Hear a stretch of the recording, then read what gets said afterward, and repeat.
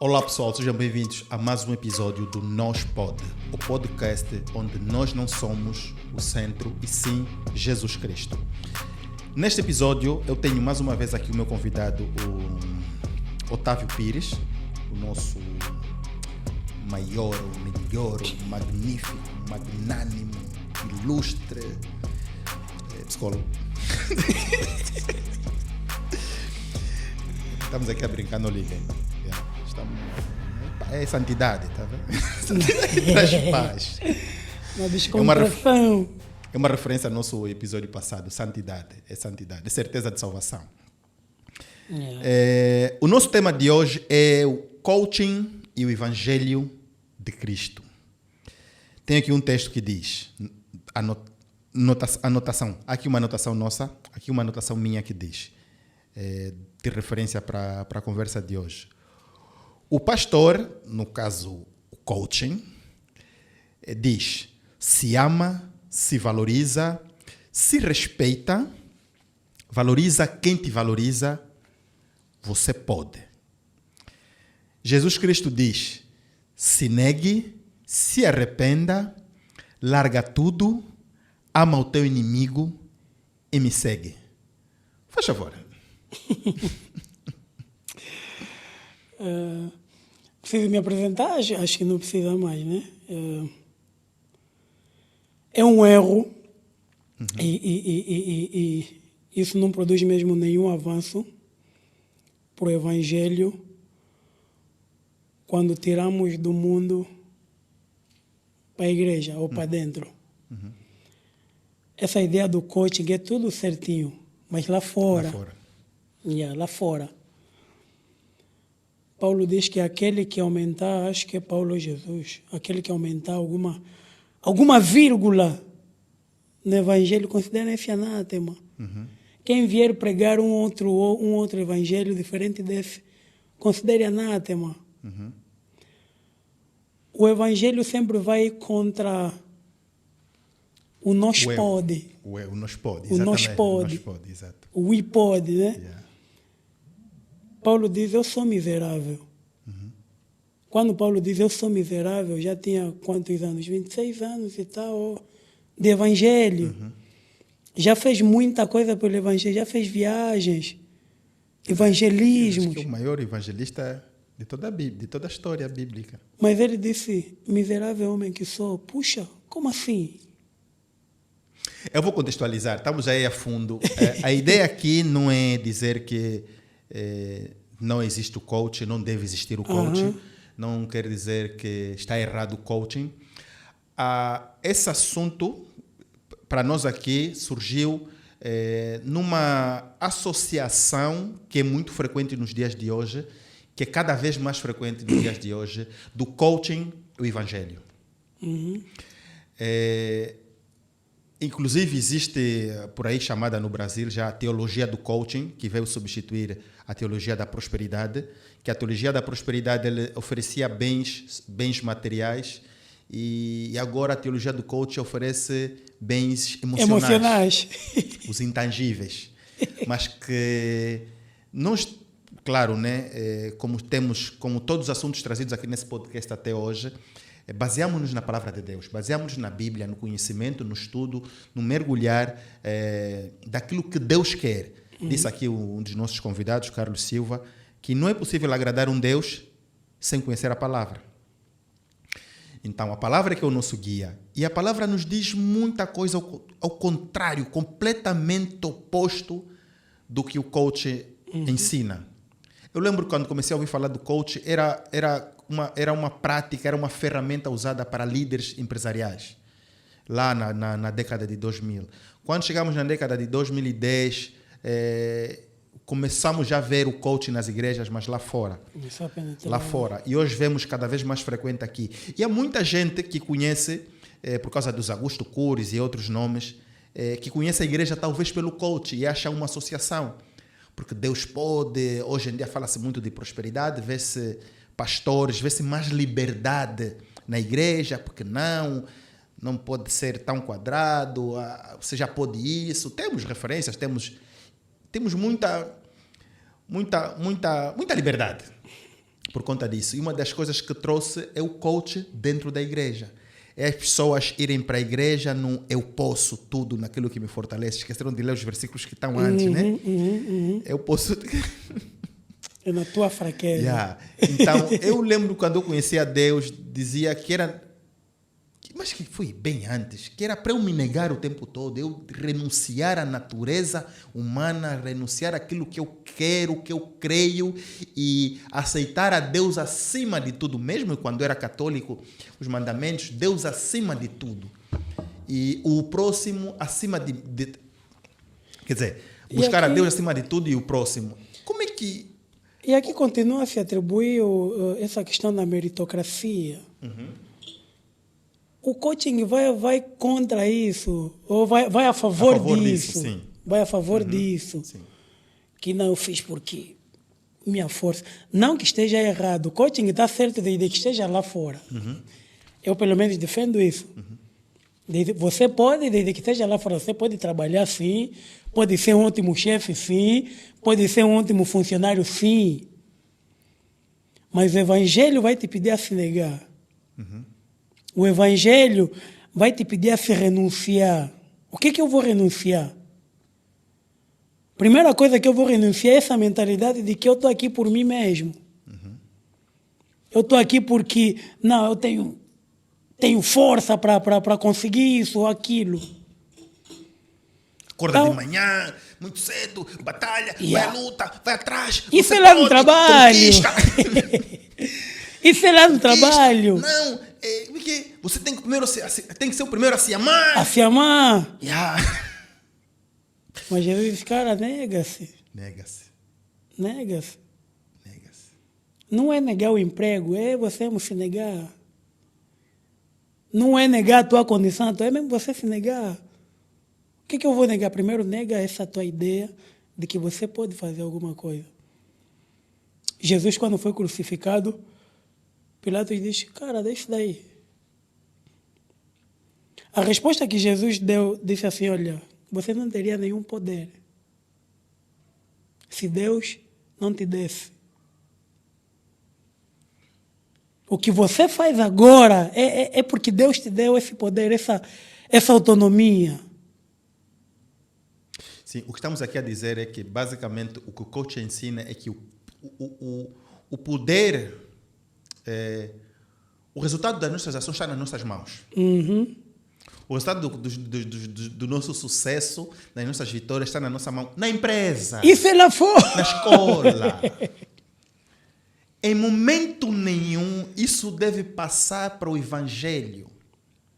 O Evangelho é extremamente o oposto daquilo que nós conhecemos, pelo menos segundo bases bíblicas. Até podemos pôr aqui, eventualmente, na edição em vídeo ou na descrição do podcast em áudio, as referências, algumas referências.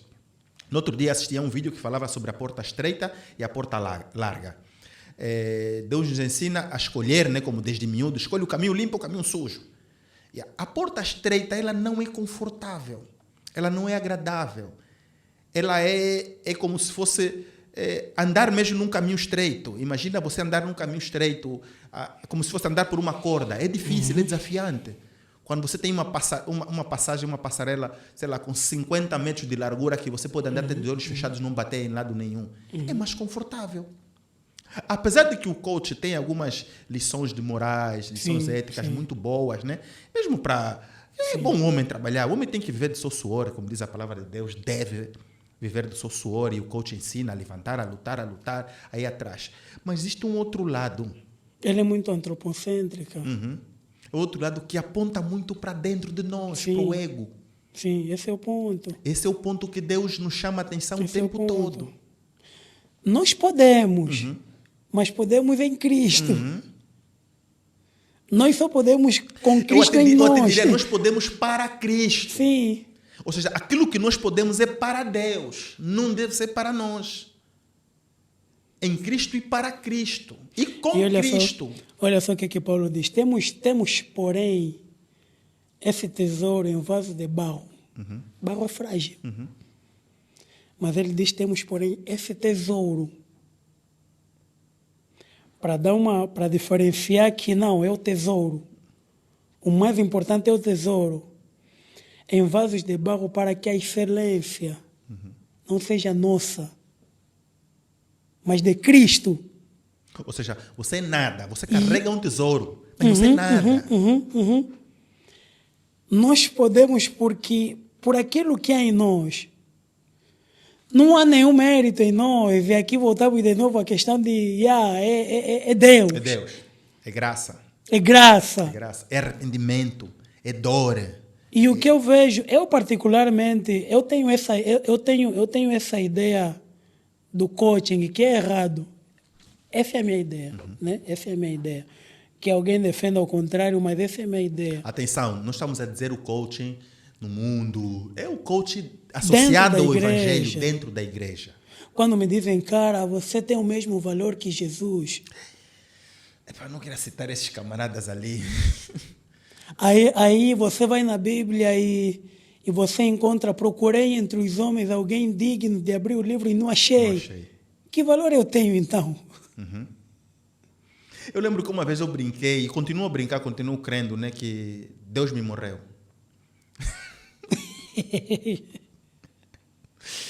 Deus morreu por mim, para minha salvação, Deus me morreu. Mas é só aí, Deus me morreu. É uma brincadeira, como o nome do nosso podcast, ela acabou de dizer aqui, nós pode estar errado. E isso surgiu esse nome nesse pensamento mesmo. Nós não podemos nada. Nós não podemos nada. Se não for para Cristo, com Cristo e em Cristo. E quando nós formos poder para Cristo, nós vamos ser o último item da lista. Quando veio alguém e perguntou a Cristo, então a que se resumem os 10 mandamentos, podes resumir, Deus falou, Cristo falou. 2, o primeiro e mais poderoso mandamento, o pastor ainda falou disso, na igreja recentemente. O primeiro e o principal é amar a Cristo, a Deus, amar a Deus acima de todas as coisas. De todo o teu coração, todo o teu entendimento, toda a alma e de toda a força. Imagina você de todo o teu entendimento. Você não está perdendo tempo para entender frase do Instagram, post de Augusto Cury. Você ainda não esgotou todo o teu entendimento para amar a Deus. Porque amar a Deus, a presença de Deus vai nos fazer nos renunciarmos, porque o amor de Deus nos constrange. E se isso não está a acontecer, é porque em algum momento nós nos sentimos alguma coisa valiosa, um prata, não vou falar ouro, né? Estamos a nos sentir já um bocadinho grande, está a ver? E frequentemente nós vemos isso porque é mais agradável, é mais fácil atingir pessoas falando coisas boas. Coisas boas não digo, coisas agradáveis, aparentemente. Paulo diz, para que eu não me exaltasse naquilo que eu fiz, foi-me posto um espinho na carne. Foi-me posto uma limitação para eu não me apoiar no que eu faço, no que eu sou. E a Deus colocou aquilo no qual eu orei para Deus me tirar. Aí Deus disse, pô, você precisa continuar com isso. Você precisa continuar se vendo que és fraco. Exatamente. Porque aí sim, na tua fraqueza, é que o meu poder se aperfeiçoa. Grande é Deus. Todo-poderoso é Deus. Capaz é Deus. Nós somos instrumentos. Instrumento é o quê? Essa chávena, essa colher não tem poder nenhum. Eu as uso como eu bem quiser entender. Se eu decidir que isso é faca, eu posso lutar para cortar um bife. Mas ela não vai dizer, falar, não, eu não sou isso, não sou aquilo, porque ela não tem voz, graças a Deus.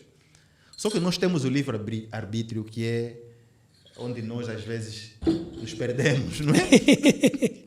Nós interpretamos mal o livre-arbítrio e queremos decidir por nós algo que não existe na lei.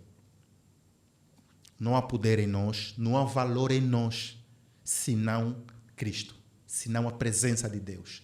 E nós estamos a falar aqui particularmente da história do coaching, não como desenvolvimento pessoal ou empresarial, para as empresas. Lá está tudo ótimo. Lá está tudo bem, mas dentro da igreja, dentro da pregação do Evangelho.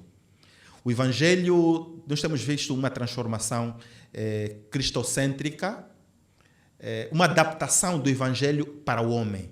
Tem se personalizado, tratar o evangelho, falar de forma que as pessoas ouçam para ter likes, seguidores, igrejas cheias. Eu lembro de ter uma conversa várias vezes com o meu pastor e falamos que o evangelho, a doutrina da nossa igreja não é comercial. Porque a doutrina da nossa igreja é baseada na Bíblia. No estudo, no conhecimento, na intimidade com Deus. Isso demanda de nós, exige de nós sacrifício, entrega. E quem prega oferece solução de problemas, oferece bênção, oferece libertação, saúde, campanhas e milhões de campanhas, atrai mais gente, consegue multidões, porque as pessoas querem resolver os seus problemas. E hoje o problema é o forte, quer dizer, é o que torna forte o Augusto Cury. Os problemas emocionais. Yeah. Os problemas emocionais. E tu, como psicólogo, podes falar um bocadinho mais sobre isso, porque é fácil enganar uma criança. É fácil subornar uma criança. Se nós, diante de uma criança, lhe oferecermos um doce e uma fruta, a criança conhecendo o sabor das duas coisas, eu aprendi isso sendo pai agora recentemente, que as crianças até 2 anos não devem comer açúcar, porque o açúcar, por ser agradável, vai desviar, vai comprometer o paladar deles.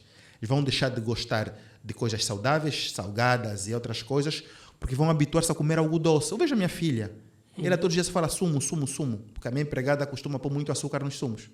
Proibi, só tomamos sumo natural, mas ela põe muito açúcar. Então a criança vai querer algo que é mais doce, que é mais fácil.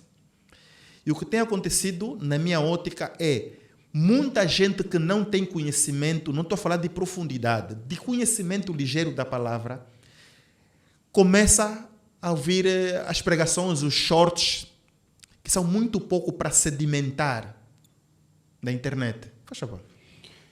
Olha, hoje não propriamente da minha área, mas eu estava a ler um livro hoje do Hernandes Dias Lopes. Ele diz, puxa, o evangelho hoje está que nem um balcão, um balcão de atendimento, em que cada um vem e tira o que lhe apetece e vai. O servidor também... Só entrega. E olha, está a pedir muito isso, então vamos comprar isso. O que é que dá like? Vamos vender isso. Que o algoritmo bem na nesse internet sentido. é assim. Bem nesse O sentido. algoritmo não está gostando desse tipo de vídeo, muda de tipo de vídeo. Hoje o povo está à procura... Para definir o que sai, o que o pregador tira da palavra. Em função das necessidades. Já Puxa, não há... eu estou a me sentir mal, preciso ouvir uma palavra de encorajamento. Existem relatos de pessoas que saem da igreja porque estão... Nós temos um pastor que está sempre conosco na igreja, que conta a história de que teve alguém que ele teve que confrontá-lo e ele sabia que aquela pessoa ia sair da igreja e confrontou-lo e saiu. Porque a pessoa estava séria, quer dizer, tinha um pecado de estimação e o pastor estava falando, se eu chocar com ele, ele vai embora. E nós hoje temos medo disso, de perder pessoas. E por causa dessas questões emocionais, depressão, que hoje é considerada a doença do século. Sim. Depressão, ansiedade e esses sentimentos de fracasso, a procura por conforto aumentou. Imediato. E quem aparece para dar essa resposta? Ou seja, exatamente o que acontece no mercado, para quem estudou finanças, eu não estudei muito finanças, mas o mercado é assim, o mercado financeiro, a economia, adapta-se. A igreja está a tornar isso justamente, eu penso que é por permitir outros evangelhos a serem pregados, ou outros evangelhos a entrar na igreja. E o coaching é bom lá, mas dentro da igreja é mesmo outro evangelho. É mesmo outro evangelho, exatamente. Só que continuando a referência à economia, mercado é dinâmico. Mercado o que está a dar? Como é que age ou como é que reage o meu cliente? O que é que querem nesse momento? Nesse momento, o mundo precisa de petróleo. E quem tem petróleo está a aproveitar. Quem tem petróleo e não tinha clientes está a aproveitar, vender petróleo. Temos aí um país da América Latina que já fez negócio com o antigo inimigo americano porque é oportunidade. E parece que a igreja tem se moldado, tem se virado para aí. Falam da igreja como corpo, não os pastores, mas o corpo. Tem se virado para aí. E os pastores estão a atender, como se fosse mesmo num balcão. Sim. Ok, tu queres ouvir... Queres ouvir... Que você pode. Que você pode. Não, você pode. Está aqui. Tudo posso naquele que me fortalece. Ok, Então, tá eu bem? posso. A pessoa pega também naquele texto só, não vê o que está antes, porque o post Nem mesmo, depois. nem vem depois. E até vê, mas o mais importante É é... tudo posso naquele que me fortalece. Como é que é? 10 mil cairão aí, não sei o que, mas eu nunca serei atingido. Mas eu não serei atingido. Então, tem A Bíblia diz que sou filho de Deus, então sou um mini Cristo. Exatamente. Aquele menino que disse isso. Vemos todo mundo, as pessoas fazendo referências a que todos os homens de Deus eram ricos. Então prega-se riqueza mesmo, como se fosse aula de finanças, aula de empreendedorismo dentro da igreja. Hoje parece que as igrejas estão... Quer dizer, até devia entrar uma cadeira, a igreja, ou as igrejas darem certificados de formação profissional, técnico profissional no INAFOP, porque está-se a dar as mesmas cadeiras, a mesma disciplina, está-se a deixar de falar do evangelho puro como ele é. Porque nós que conhecemos um bocadinho, né, a palavra de Deus, sabemos que a palavra de Deus ela é imutável, ela é atemporal, ela não expira. Ela foi escrita há mais de 2000 anos, né? Porque 2000 anos para cá é só o Novo Testamento, mas nós lemos coisas muito atuais. Então, não há que adicionar nada aqui. E não há que o pastor encher-se de ansiedade, com receio, com medo de que se a igreja vai lotar, se vai encher ou não, se ele não falar coisas bonitas. Porque às vezes dizem, não, ok, existem vários caminhos. Não existe, é só um, é Cristo. E Cristo é, então, vamos ler do Novo Testamento para frente. Depois, quando ele fizer algumas referências, vamos ver lá o que ele está a se referir, porque ele também diz que não veio aqui para anular. Se ele então não veio para anular, então consideramos o Antigo Testamento, e então é só de Gênesis e Apocalipse, mais nada. Então, o que nós vemos aqui é muita frase tirada do contexto. Muito texto fora do contexto. Nós sabemos que isso é pretexto. E é também muita preguiça. Porque nós precisamos ler a Bíblia. Só que nós vemos muita gente de entrada nas igrejas pelos coaches. E depois recebem muitos pastores que também corroboram com os coaches. Aí é que entra a fidelidade. Nós vemos, ok, o pastor conivente com o barman. É barman. O barman. Quero isso. Quero um mojito. Tá. É o barman. Mas, graças a Deus, ainda existem igrejas fiéis. Ainda existem igrejas que pregam o evangelho. Ainda existem igrejas que confrontam. Como é que uma pessoa sabe? Como é que uma pessoa saberá?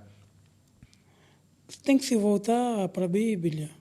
Porque em algum momento nós vemos, existe um outro problema que é também que é a exaltação do líder, que hoje em dia acontece muito, a devoção, a entrega extrema aos líderes. Nós aprendemos que devemos obedecer à nossa liderança, devemos respeitar, honrá-los como pai. Hoje vemos tradicionalmente as pessoas chamarem de pais aos seus pastores. E nós sabemos que devemos honrar os nossos pais. Sim. Então, a essa pessoa que não teve tempo de ser direcionado à Bíblia, não teve tempo de ser levado à Bíblia, está lá, contribui, oferta, abençoa a igreja, abençoa o pastor e diz que ele pode, que ele vai conseguir, o ego dele é amaciado, vemos resolver temporariamente aquele problema de ansiedade. Qual é? Essa pessoa ou precisa sair dessa igreja... Mas ele não sabe ainda. Olha, eu estive a ler... Porque nós assim já... Porque se formos a falar nomes de pessoas, vamos ser apedrejados. Vamos. E como vamos? Mas tem alguém que disse, nós nunca tivemos uma geração tão aberta e não tivemos um acesso tão fácil às escrituras Como estamos a ter agora. quanto agora. Era da informação. Mas também nunca tivemos uma geração tão preguiçosa como a nossa. Ou seja, a facilidade de encontrar tudo em qualquer canto sobre a Bíblia, sobre Deus, sobre a vida com Deus. Mas o tanto de preguiçosos para buscarem isso também é enorme. Também é enorme. Uma das coisas que caracteriza muitos bereanos, e principalmente a igreja de Éfeso, é a fidelidade que eles tinham com as Escrituras. Um autor disse que é impossível escravizar um povo que lê a Bíblia. Vou repetir. É impossível escravizar um povo que lê a Bíblia. Entendes? Se eu que tenho, eu acho que por isso é que aplica, que o salmista disse, lâmpada para os meus pés e luz para o meu caminho, a tua palavra. Eu acho que é por isso que se aplica, também aplica-se nesse contexto. Porque a Bíblia é que vai me orientar. A Bíblia é que vai me guiar. É a Bíblia que vai dizer o que eu recebo e o que eu não recebo. Quando ela diz, olha, avaliem, ouça, podes lhes ouvir, mas você precisa peneirar o que é que vais acatar. Isso é a Bíblia que me diz. Mas através da Bíblia, a própria Bíblia vai me ensinar o que é que eu posso acatar e o que é que não posso acatar. Daí que nós precisamos, eu penso que isso é um recado mesmo para as igrejas, para mim, para ti. Precisamos continuar a sermos fiéis às Escrituras. Para não sermos levados a qualquer tipo de vento, a qualquer tipo de evangelho. Porque hoje nós encontramos... Hoje vive-se muito a questão dos nicolaítas, que são um dos elogios que Cristo dá à igreja de Éfeso. Lá em Apocalipse 2 é que ele diz assim, que bom que vocês negam os ensinos dos nicolaítas. Nicolaítas são pessoas que pregam outro evangelho, evangelhos liberais, evangelho diferente do já escrito. Seria o cristão de esquerda. O cristão de esquerda. Que bom que vocês negam isso, se mantêm fiéis. Eu tenho muita coisa contra vocês. Mas a vossa fidelidade contra as Escrituras, isso é que me alegra. Vocês ainda continuam fiéis. E, acima de tudo, nessa fidelidade, vocês negam evangelhos que não estão aqui, não está escrito. Exatamente. Nós estamos aqui a falar de assuntos bem complexos, porque a partir do momento que a Bíblia vai nos ensinar muitas coisas, e atenção que grande parte desses pastores, coaches, nem grande parte, eles usam a palavra de Deus, eles leem a Bíblia, eles estão a falar eles falam palavras, citam versículos, fazem intervenções baseadas em versículos bíblicos. E na maior parte são textos isolados. Tá vendo? Então, ele não está a inventar, ele não está a buscar o livro lá, Profecia de Nostradamus. Tal como Satanás usou. Ele não vai buscar. Ele não vai buscar o livro do Leonardo da Vinci, o Código da Vinci, do Dan Brown. É mesmo a Bíblia que ele vai usar. Está escrito. Mas também está escrito isso, que usarão a palavra de Deus. Aparecerão falsos profetas. E nós conheceremos os frutos, conheceremos os profetas pelos frutos. Não que um cristão legítimo ou genuíno não vá pecar, não vai errar. Mas existem coisas muito claras, pelo menos quando nos aprofundamos, quando estudamos, quando entendemos, percebemos coisas muito simples, incoerências básicas. Que numa fé rasa, uma fé vivida de só ouvir pregações, lembro de um texto do Douglas Gonçalves, do Jesus Cop, que dizia: não leia pregações, ou para de ver pregações, para de assistir pregações. E aquilo me intrigou.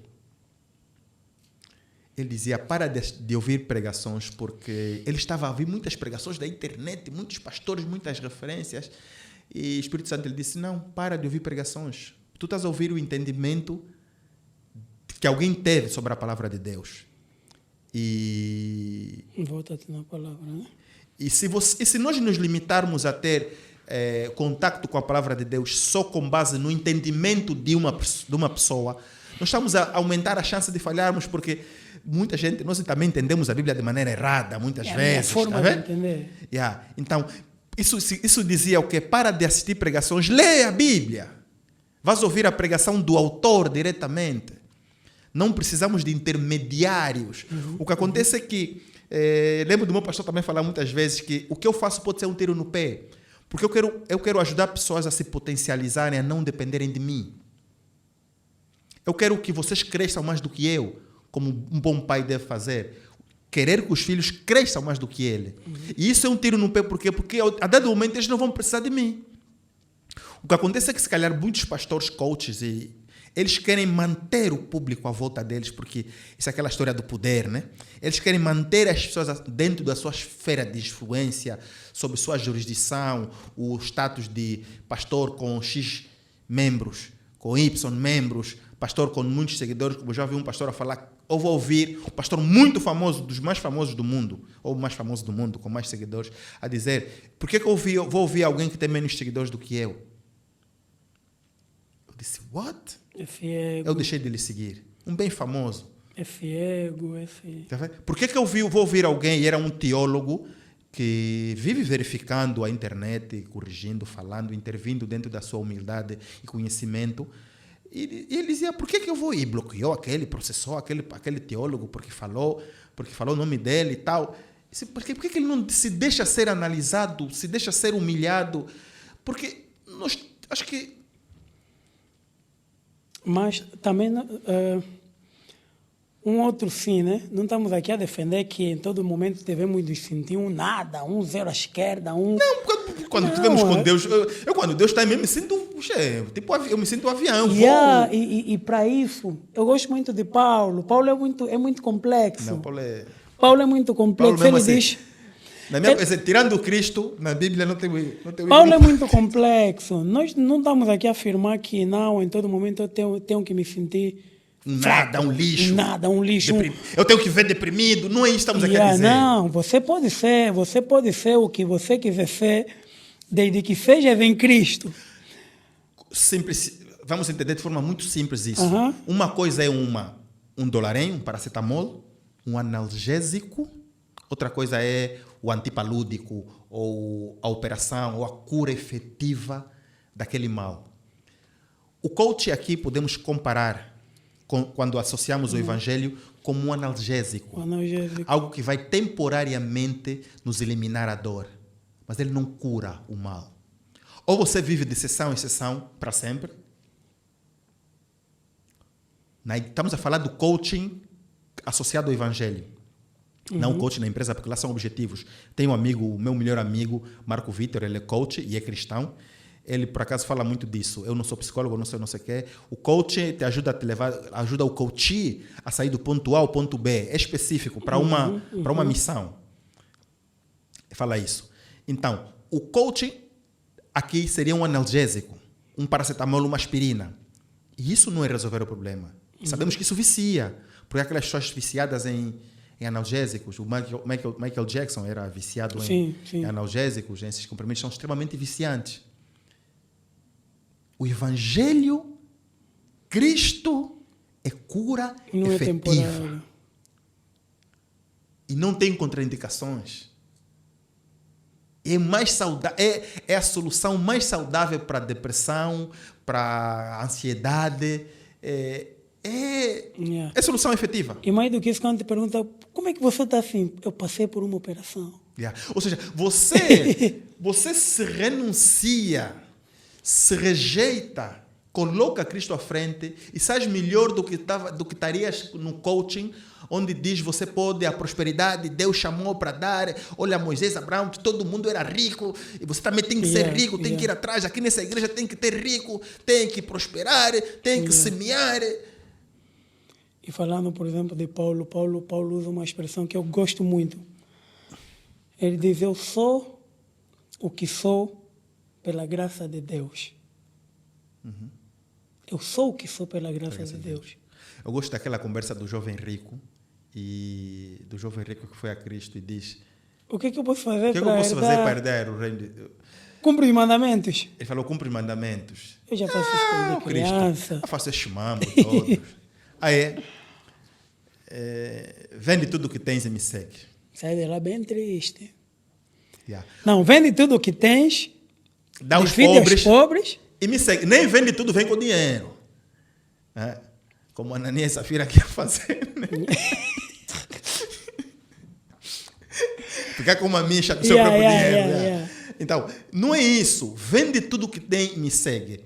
A pergunta é, para que encerramos a nossa conversa, sou o realizador, estamos em quantos minutos? 32? 35. Para concluir a nossa, assim, para final da conversa nessa história do coach dentro da igreja, que prosperidade é bom, ok, não estamos a dizer que é mau. O pastor ensina que você tem que estar disposto a dar tudo. Estar disposto a dar tudo que você acha que merece. Mas aos pobres. Você consegue fazer isso, experimentar? Eu já dei muito 5 mil em meio de rua. Muito 5 mil. Porque a maior nota que eu tinha, eu já pensava, não vou andar. Eu tenho uma cultura já de não andar com dinheiro. Vamos já revelar aqui no meu coração. Tenho uma cultura de não andar com dinheiro. Com medo que Deus vai falar, dá o que tens de melhor. Porque Deus nos ensina a dar o que temos de melhor. Durante muitos anos nós ouvimos que parecia que ser próspero era mau, ser rico era pecado, por causa da história do rico e furo de uma agulha, né? Camelo no furo de uma agulha. Parece que era tem sempre textos para... Parece que era pecado. E nós vivemos muito com isso de que Carlito humildade das contradições. Nós vivemos muito com isso que humildade era pobreza. E agora estamos a dar a volta por cima. Já percebemos que humildade não é pobreza. Nós sabemos que existe muita gente rica, humilde, muito pobre, orgulhoso. Podre, parece que tem um rei na barriga. Eu conheço pessoas assim. Então, não é essa a questão. A questão é nós associarmos inteiramente as nossas bases estarem no dinheiro, nas coisas, na solução do nosso coração. A Bíblia diz, enganoso é o coração do homem. E essas nossas preocupações, essas nossas doenças psicossomáticas, né? É isso? Estão muito ligadas ao que nós queremos, ao que nós projetamos, ao que nós esperamos. E se essa for a nossa base, nós estamos longe de Cristo. Esse é o meu pensamento. A intenção do coração. A intenção do nosso coração. A intenção do nosso coração deve ser sempre Deus acima de tudo. E a seguir o próximo. Filipenses 2. Eu tenho por perda todas as coisas pela excelência do conhecimento de Cristo Jesus, meu Salvador, ao qual por causa dele, eu considero tudo como perca. Não é você pode tudo. Ok, você pode tudo em Cristo, para Cristo e com Cristo. Nós não podemos esquecer disto. Deve ser com Cristo, não é com o bungle, não é com o tio, não é com o padrinho na cozinha. É com Cristo, é para Cristo. Devemos nos perguntar se Cristo aceitaria essa nossa oferta, se aceitaria essa nossa posição, esse nosso comportamento. Com Cristo, por Cristo, para Cristo e por Cristo. Será? Porque dele, por ele, para ele. Exatamente. Nele, por ele e para ele. Romanos 11. Se a tua ação, se a tua oferta, se a tua prosperidade não agradar a Cristo, não vale de nada. É muito contrário. O Evangelho, por sua vez, choca. É isso. Vamos encerrar esse episódio por aqui, para não ser muito longo. Não, vamos parar agora. Exato. Nós temos coaches em Angola, pastores coaches em Angola. Nós temos vindo crescer esse movimento. Nós herdamos da América, mesmo daqui de África, do Brasil principalmente, essa cultura. Temos visto isso acontecer muito. E esse vídeo é para ser um alerta a todos vocês que nos ouvem, que nos assistem, a examinar tudo pelas Escrituras. A base está aqui. São as Seja Escrituras. fiel. Seja fiel a isso. Se o teu pastor te levar, ok, o pastor pode estar errado.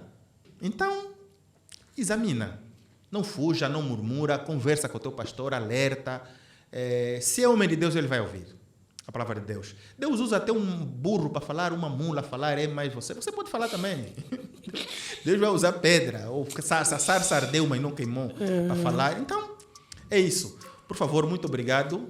Muito obrigado por ter nos ouvido, por ter nos assistido. E até a próxima. God bless you. Tchau, tchau.